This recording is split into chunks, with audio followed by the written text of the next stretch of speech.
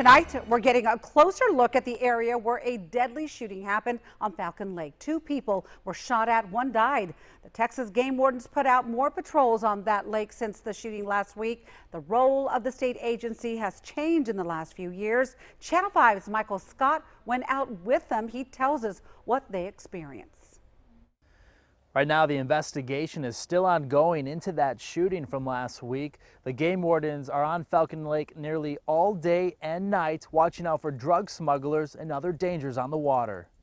A boat stacked with usually 3 game wardens is armed with a heavy machine gun.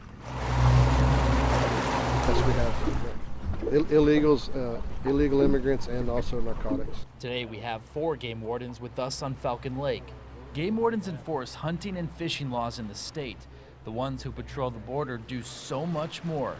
Falcon Lake sits on the border. It's known for heavy drug trafficking. The game wardens' eyes stay glued to the waters and into the horizon. Brad Whitworth tells me they can tell who's legit here and who's not. Coming straight from Mexico back and forth, running back straight across. Number of people in the boat might be an indicator. They're always working to stop the drugs from coming across. An invisible line separates the lake. Half of it's in the United States. The other half is in Mexico. Whitworth says they're not allowed to cross the line. He tells me about their most recent incident. On the lake, for me, yes. First time for shots being fired on the water. It was in this spot where 2 men had exchanged words with some people on another boat. Investigators say once they saw what appeared to be a weapon, they sped off. Shots were then fired. One of the men was hit and died.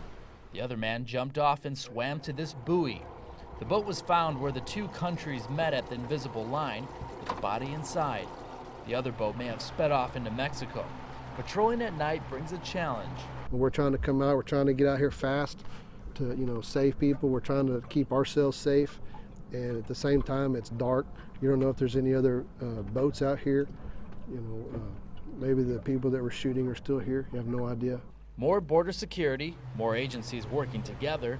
Whitworth believes it'll never be just enforcing fish and hunting laws anymore. A lot of direction has changed for our department, yes. Is that going to be something that's going to be continuing on to that direction in the future? Oh yes, it's. I don't think it'll ever go back to the way it was. They'll be out here patrolling the waters and keeping boaters safe.